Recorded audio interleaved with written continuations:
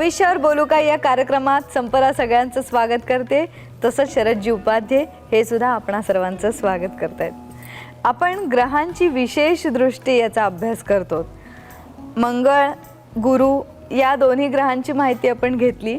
आता आपण शनीची विशेष दृष्टी काय असते, ती आपल्याला काय परिणाम करते हे जाणून घेणार आहोत. मग वळूया थेट प्रश्नाकडे.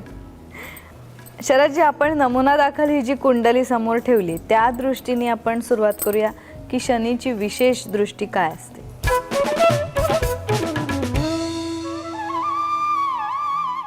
शनीच्या कोणत्या देवळात जा,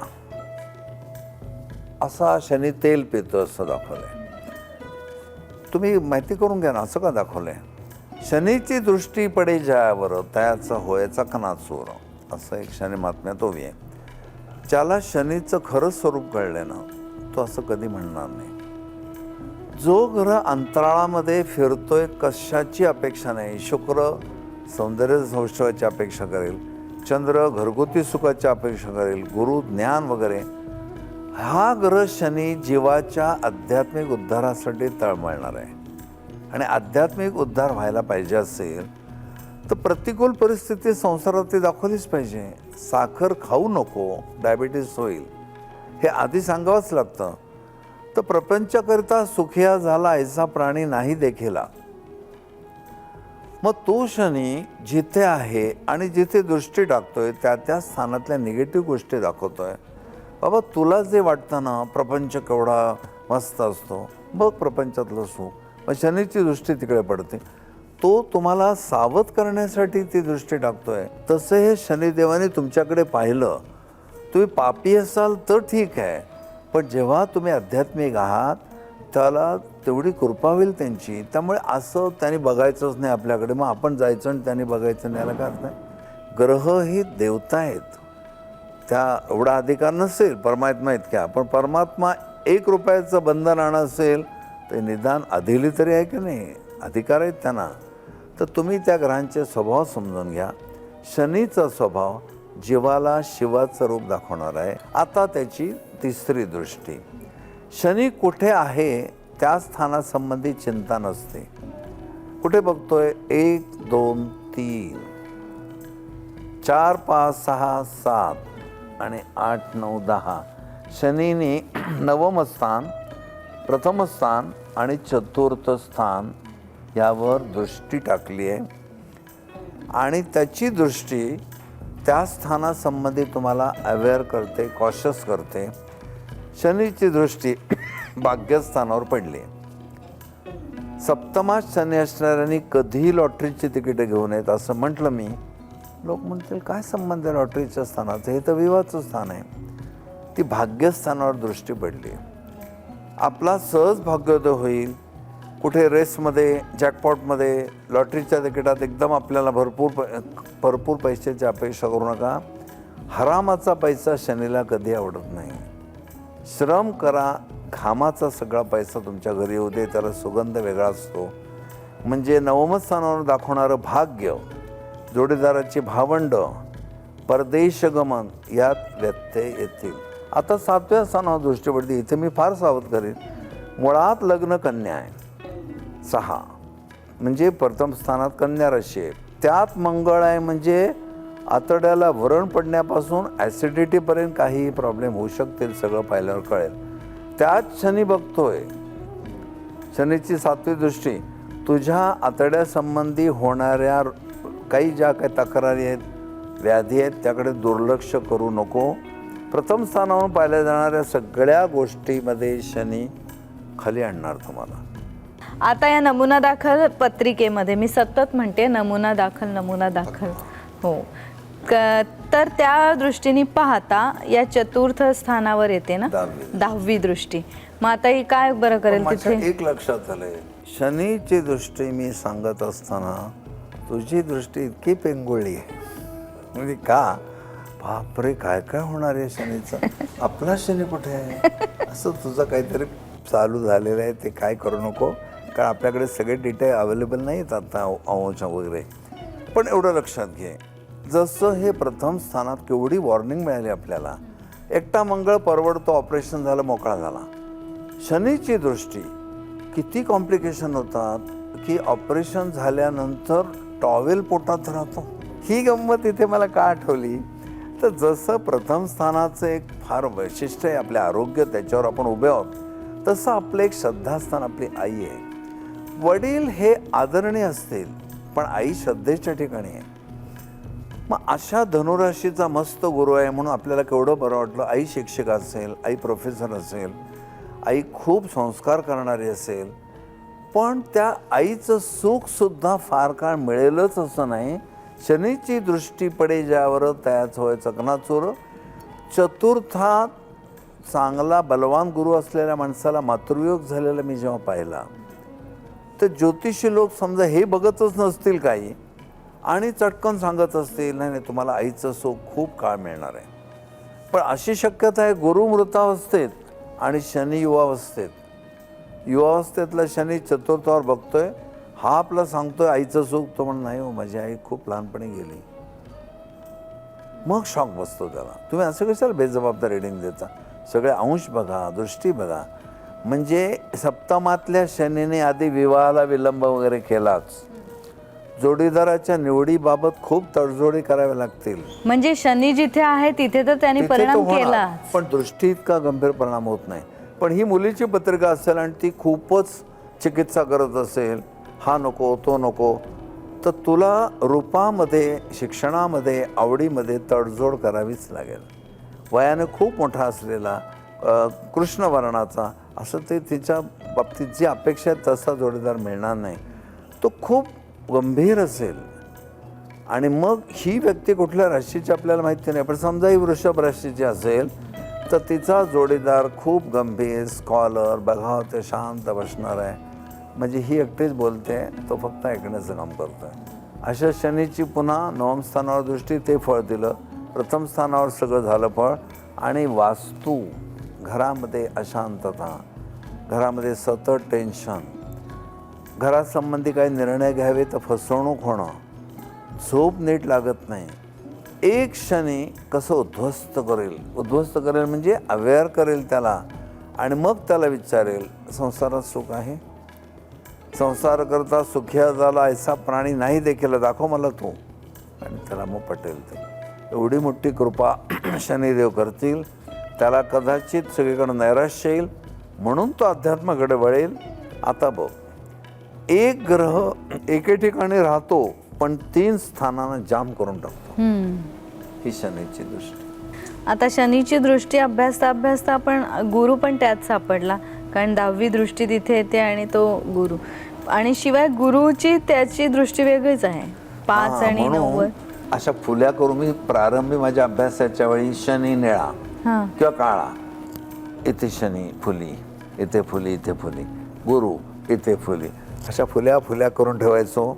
आणि मग गुरुची दृष्टी येते, शनीची येते, मग बॅलन्स करा, ताळेबंद असं करून रिडिंग द्यायचं. खूप चुकायची सुरुवातीला रिडिंग, पण मी आधीच सांगा मी अभ्यास करतो, मला जजमेंट यायला वेळ लागेल. एकदम काय ड्रायव्हिंग कोणी शिकत नाही. आणि मग ते आता असं नुसतं पाहिलं धडाधड सगळ्या दृष्टी, त्यांचे योग, त्यांचे नक्षत्र, अवस्था, लग्न, ह्याला हा योग करा, हे पुढे व्हायला लागलं. पण तरीही अभ्यास करावाच.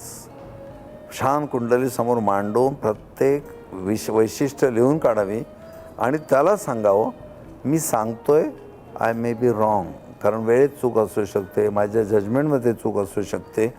ह्या ज्योतिषाच्या मर्यादा तुझ्या आता लक्षात आल्या. ह्या अनंत कोटी ब्रह्मांडाला कसं कोण जाणत असेल. आपल्या घरापुरतं, सूर्यमालिकेपुरतं पाहिलं केवढं ब्रह्मांड आहे नाही. आम्ही नुसतं म्हणतोय कन्यारास, पण कन्यारास म्हटलं की तारे किती आले. असं ताऱ्यांनी भरलेलं, ग्रहांनी भरलेलं ब्रह्मांड आमच्या पत्रिकेत कुठे कुठे काय काय परिणाम करतं हे सांगायला मास्टरियाला काय वेळ लागत असेल. म्हणून स्वतःला मास्टर बेस्टर म्हणून घेऊ नये. कायम मी विद्यार्थी आहे. बरोबर. आता एकच आपण ग्रहांची अवस्था शिकलो, त्यात त्याची ग्रहाची युवावस्था, बाल्यावस्था, कुमारावस्था सगळं शिकलो. मग इथे पण दृष्टीच्या परिणामावर पण त्याच्या याचा अवस्थेचा परिणाम जिथे ग्रह आहे तो कुठे बघतो ते पूर्णच 30 डिग्रीजवर बघतो. आता 30 डिग्रीवर बघतो. आता शनी इथे बघतोय, म्हणजे पूर्ण वृषभ राशीवर बघत नाही, नवम स्थानावर बघतोय. कारण वृषभ राशीचे 1 ते 15 असतील फार तर, आणि मेषेचे 15 ते 30 पण या भावात असतील. म्हणून ह्या लग्न कुंडली, राशी कुंडलीबरोबर भावचलित कुंडली पण लिहितात, कुठले ग्रह चलित झालेत. तर शनीची दृष्टी नवम स्थानावर आहे असं म्हणावं. मग तिथे वृषभ राशी आहे, वृषभ राशीवरही पडते. पण वृषभवरच पडेल असं नाही, मेषावर पण पडेल. एकेका भावात 2-2 राशीचे 15-15 अंश असू शकतात. याला एक कारण साधं सांगतो. हे जे प्रथम स्थान आहे त्याचा मिड पॉईंट आहे ना, हा रायझिंग साईन. सूर्य क्षितिजावर दिसू लागला की इथे येतो आणि क्लॉकवाईज जातो सूर्य. मग इथे सूर्य समजा कन्या राशीत 15 अंशावर आहे, तर 15 ते 30 इथे झाले, पण 1 ते 15 इथे आले ना. असं एक भावचलित कुंडलीचं रहस्य पण आहे. आणि हे सगळं करताना असा मेंदू थकून सुरुवातीला जातो. तर मी कसं ज्योतिष भास्कर म्हणून घ्यायचं स्वतःला. पण मला एक प्रश्न अजूनही आहे की आपण जेव्हा अवस्था शिकलो तेव्हा त्याचे बाल्यावस्था, कुमारावस्था वगैरे हे शिकलो, पण मग हा जो शनी आत्ता इथे आहे या कुंडलीत, नमुना दाखल कुंडलीत, तो कोणत्या अवस्थेतला आहे याच्यावर अवलंबून आहे का त्याची दृष्टी? 3री, 10वी? बेस्ट प्रश्न विचारलास, खरंच छान प्रश्न. की शनीची दृष्टी नवम स्थानावर पडते किंवा इव्हन लग्न स्थानावर पडते, तर मी गंभीर फळ दिलं की कन्या राशी आतड्यावर पडते, आतड्याच्या राशीत मंगळ आहे आणि त्याच्यावर शनी बघतोय. त्या ऑपरेशन्स आणि ऑपरेशनच्या नंतरच्या कॉम्प्लिकेशन हे सांगताना मी शनी प्रभावी धरला. पण तुझ्या प्रश्नाने आता मला उत्तर द्यायला पाहिजे रसिकांना, की शनीची जर बाल्यावस्थाच असेल तेवढं गांभीर्य नाही आहे. मृतावस्था असेल शनीची तर मृतावस्थेतल्या याची तर काही दृष्टीला अर्थच नाही, दृष्टीच नाही आहे. युवा असेल तर परिणाम आहे. त्यामुळे तुम्ही बायका असं कधी म्हणत नाही, त्या बाईच्या कडेवर एक लहान मुलं होतं, शी इतकी वाईट नजर होती त्याची, सारखं बघत होतं माझ्याकडे. उलट ते बघायला लागलं की तुम्ही त्याच्या गालावर टिचके मारता की नाही, हे लक्षात घेता. छान प्रश्न आहे हा. प्रश्न विचारून तो आमच्या सगळ्या प्रेक्षकांना उपकृत केलं आहे की दृष्टीसुद्धा ज्या ग्रहाचे तो अवस्थेने बलवान असेल तर दृष्टीत शुभ किंवा अशुभ. बरोबर आहे.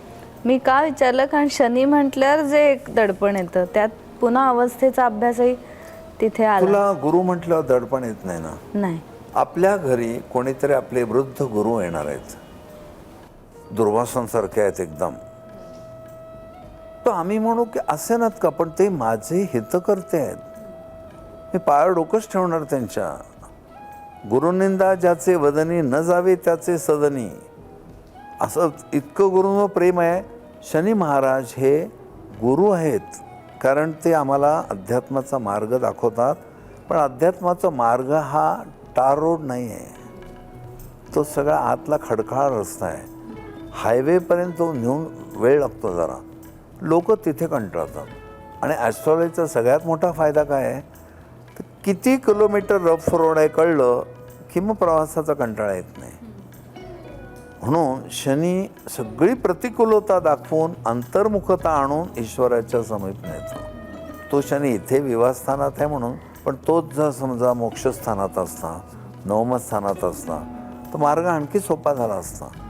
पण जिथे तो आहे तिथल्या सगळ्या आणि दृष्टी टाकतो, सगळ्या प्रतिकूल परिस्थितीने तो विचार करायला लावतो, खरंच सुख आहे का एवढं. मग ज्याच्या लग्नस्थानावरनं समजा शनीची दृष्टी विवाहस्थानावर पडली, तर वैवाहिक जीवनातले लग्न झाल्यानंतरचे बायकोच्या आजारीपण सुरू होतील, तेव्हा तो मनात विचार करेल, अरे मी सगळं एवढे कवी कल्पना वाचल्या होत्या, पण बायको ही आजारी अवस्थेतली मी नित्य बघतोय, त्याच्या डोक्यातनं निघून जाईल वैश्विक सुख. मग ते म्हणतात नाही हो, ते शनीमुळे सगळं तुमचं असं आहे. शनी काय करतोय, शनी तुला वैश्विक सुखातनं बाजूला करतोय, जे भल्या भल्यानं जमलं नाही. शंकरांना बिल्लेणीच्या मागे फिरायला लावलं आणि एवढे विश्वामित्र, त्यांना हा त्रास झाला. एक दत्त महाराज फक्त जन्मापासून, आई मी श्रीपाद श्रीवल्लभ, माझं लग्न झालंय, माझ्या बायकोचं नाव वैराग्य आहे, वैराग्य स्त्रीशी मी लग्न केलंय. म्हणून दत्त म्हटल्यावर हे सगळ्या लोकांच्या डोळ्यात अश्रू का येतात, सगळे विषय एवढं दूर ठेवणं या अवतारात झालेलं आहे. श्रीकृष्ण अवतारात, रामप्रभूंच्या अवतारात प्रापंचिकता आली, पण हे महाराज दत्त महाराज वन वन वन वन फिरलेत एक कमंडलू छाटी घेऊन. म्हणजे हे सगळा विचार करण्यासारखा भाग आहे. तर शनीला घाबरू नका, शनीचं तत्त्वज्ञान समजून घ्या. हेडमास्टर जेवढे कडक, वर्गशिक्षक जेवढे कडक, तेवढं मुलांवर प्रेम जास्त. बरोबर. आता सप्तम स्थानात शनी आहे आणि सप्तम स्थानात 12 आकडा आहे, म्हणजे मीन रास आहे. मग तो सप्तमेश शोधायला पाहिजे. तो भाग सप्तमेश चतुर्थात याचं एक रिडिंग वेगळा आहे. जो शनीची 10वी दृष्टी हो, जिथे पण पडते इथे कसं रे, सप्तमात शनी असून सप्तमेश्वर दृष्टी आहे. हो, त्याचा अर्थ वैवाहिक जीवनाचा पुरा उद्ध्वस्त करणार तो. सप्तमेशावर पण शनीची दृष्टी आहे. म्हणून शनी महाराज असं सुचवत आहेत, ह्या व्यक्तीला कंपॅनियनशिप नाही. कंपॅनियनशिप नसण्याचे बरेच अर्थ आहेत. एक वैवाहिक सुख नसणं, जोडीदारावर डायलॉग नसणं, जोडीदारापासून शारीरिक सुख न मिळणं. काही बायकांच्या आयुष्यात लग्न झालेल्या पहिल्या रात्रीपासून त्रास असतात. इथे असं होऊ शकतं. विवाहाविषयक सगळ्या नाजूक कल्पनांच्या ठिकऱ्या ठिकऱ्या झाल्या. कशामुळे? सगळं पाहू तेव्हा कळेल. बरोबर. आता हे 3री, 7वी आणि 10वी दृष्टी आपण अभ्यासली. अजून पुढे एक ग्रह आहे ना ज्याला दृष्टी आहे, राहू. आणि त्याची ते घर जास्त आहेत, म्हणजे एक दृष्टी जास्त आहे. 5, 9, 12 आणि 7वी हक्काची 12वी दृष्टी असलेला एकमेव ग्रह आहे हा. आता तुला असं वाटायला लागलं किती दृष्ट्या लक्षात ठेवू. काही नाही, प्रॅक्टिस मेक्स मॅन परफेक्ट. आज नमस्कार.